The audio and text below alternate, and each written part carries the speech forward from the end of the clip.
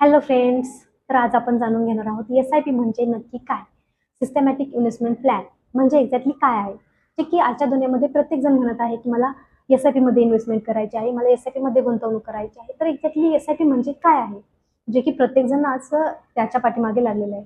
तर जाणून घेऊया आपण एकदम सोप्या भाषेमध्ये.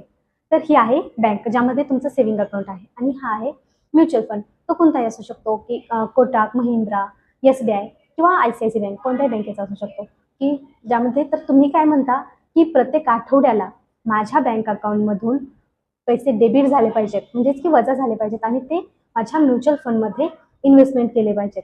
तर असं आपण म्हणू शकतो. किंवा प्रत्येक महिन्याला माझ्या अकाउंटमधून, म्हणजेच की जी एक आपण तारीख ठरवून देतो, जी की 5, 10, 15 कोणतीही असू शकते, कोणतीही देऊ शकतो आपण. आणि रक्कम पण आपण ठरवलेलीच असते, 500, 1000.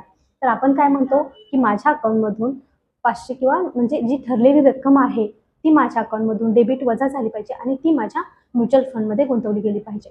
तर याला अशा प्रकारे एस-आय-पी हाच प्रकार आहे.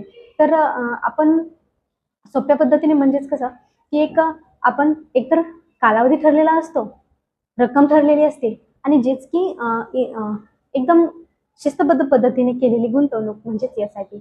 तर यामध्ये आपण रक्कम आपल्या कोणतीही ठरवू शकतो. असं नाही की त्याच्यामध्ये की रक्कम जास्तच हवी, त्याच्यामध्ये आपण 500, 1000 अशी रक्कम ठेवू शकतो.